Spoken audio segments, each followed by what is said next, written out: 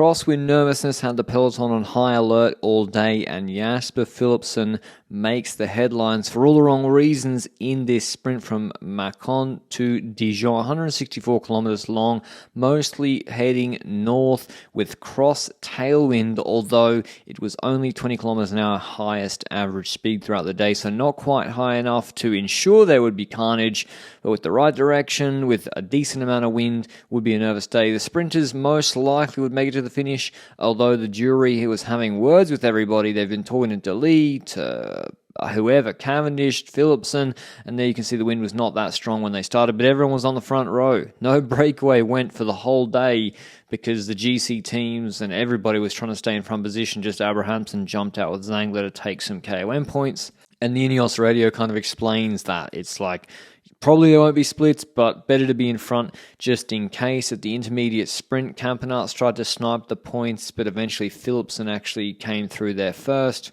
And then for the next hour, I took siesta to about 80 k's to go, so I don't really know what happened. I actually missed this. Lotto did try, it seems, now that I'm watching back the tape, but it didn't go anywhere, so that was good, but it wasn't strung out yet. And then that made everyone even more on high alert. UAE Team Emirates, not the best in positioning in the hectic, so then when Ineos and Bernal is trying to move up underneath them, they get a bit more nervous. Soler's not happy with Bernal. They just right away trying to see who is the strongest. In the end, cooler heads prevailed behind. But look at Kwiatkowski. I just want you to watch him, how crucial he was for Ineos today. He plays Soler here. Soler gets closed from the right by Quick-Step, and then Kwiatkowski comes underneath him, maintaining his position, and then all of UAE basically get chopped out of it, and that keeps Rodriguez moving up the left-hand side with the whole Ineos train, just as Visma Lease bike launch it. Kwiatkowski sees it coming, starts sprinting. He doesn't get fully closed to the other side. You see Visma are there as a whole team. Laporte behind Vingegaard, Van Aert in front of him, and they're about to absolutely launch it. Bora got their rouleurs ready in a line on the right-hand side, and when Van Aert puts the hammer down, we've got the right direction of crosswind, not that strong, but you can see cross tailwind, and Van Aert is putting it in the gutter, whilst Pogacar's on that open side, more exposed to the wind, and they're going to go through some villages where it strings out the bunch, and then you kick out of that village with classic specialists like Van Aert or Christophe Fedor, and it's going to be in a line. Egan Bernal also, get him in the Tour of Flanders squad. Pidcock, though, if you're at the back and it splits, it's all over. Roglic knows that. Familiar habits die hard. He's seen this script before. He is absolutely sprinting out of these corners, and he's actually the best placed GC rider, not on Team Visma Lease bike, when it actually begins to split, which it inevitably will. Even without the strongest wind, it splits with 81 k's to go, and you don't even know who's in which group. By the time the directors know it's split, it could be 2-3 minutes later. Pogacar makes group one. We know that because he's chopping off with the boys. It's easier to roll through than too risky to sit at the back. Visma whacking it. Ineos make it in numbers with Carlito Rodriguez. Pogacar's on the radio saying, "Where is everybody?"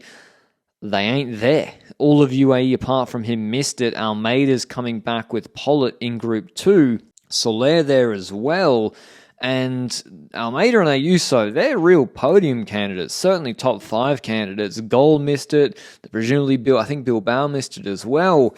So you'd think in Group 1, it wouldn't just be Carlos Rodriguez pacing for Ineos if he's got a podium goal, especially as they made it with most of their team and some good rouleurs, but Thomas doesn't really come through, neither does Turner.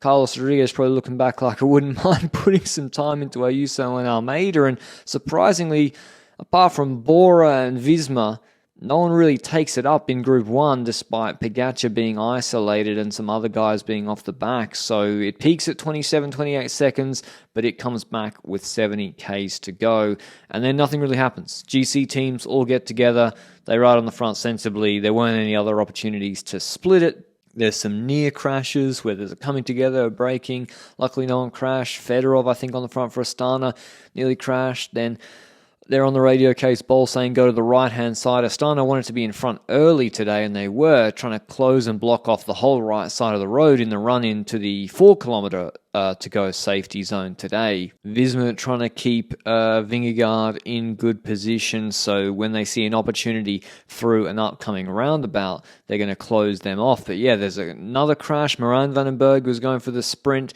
He goes down. Pogačar and Remco, they've decided to sit at the back with a team around them with braking distance and not really participate in the hectic in front, which probably is safer half the time. But Visma, they decide to close off Astana on the right-hand side, which is bad news for the Astana train, because once they get to 4Ks to go, they've put it basically in the gutter and almost splitting it. But once Benoit and Jorgensen get to 4Ks to go, they stop.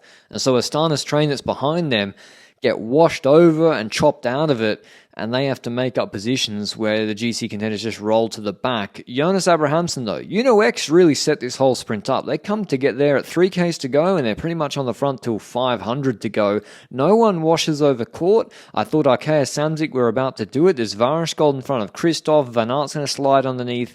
I think Sam Bennett or his lead-out man, Narsen, onto the wheel of Robbie Hayes. Philipsen's trying to move up on Van der Poel's wheel a bit deeper on the barriers. Groenewegen, though, look, he's got two guys in front of him. He's in good position, and they peel off. They don't just stay in his way, Mez gets. They get him up into position and peel off themselves before too late. He's on Van Aert's wheel, who takes Philipsen's wheel off De Lee.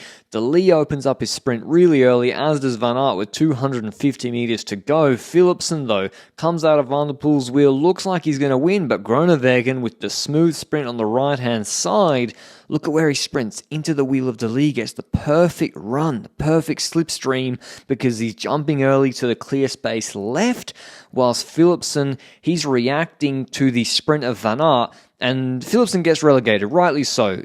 Okay, he creates space a little bit by moving Van Aert first movement here, because he's trying to get around his lead-up man, Van der Poel. Fair enough, that's sprinting side by side, and Van Aert's still got enough space. But then he can go straight here. He's got space to his left. He can just go in a straight line. But Philipsen decides to keep moving across Van Aert to the barriers. And ironically, that even costs him crossing the line first, spending that energy off balance when you see how close this sprint eventually was. Cost him crossing the line first because he's more focused on trying to close Van Aert, maybe it's just a force of habit, than just sprinting in a straight line to the finish as fast as possible. And Dylan Groenewegen in that big gear takes the W. Philipsen very upset at the finish, but only got himself to blame. Jasper, the disaster, back. Groenewegen taking the big win. Philipsen eventually relegated by the commissaires. Biniam second, and Gaviria, Bauhaus, De Lee, Van Aert, De Maar, Christoph, and Pascal Ackermann. And yesterday I was a bit disappointed about myself because the team did a really good job, but yeah, today they nailed it again, and in the final kilometers we stay calm and had the right moment. Then we go a bit in the slipstream. And then I actually don't know what happened, but I was first. But tomorrow we got the all-important first time trial. Who's going to win? Remco's the big favourite. How much time will Pogačar take on Vingegaard? I can't wait to watch it. I'll see you with the recap then. Ciao.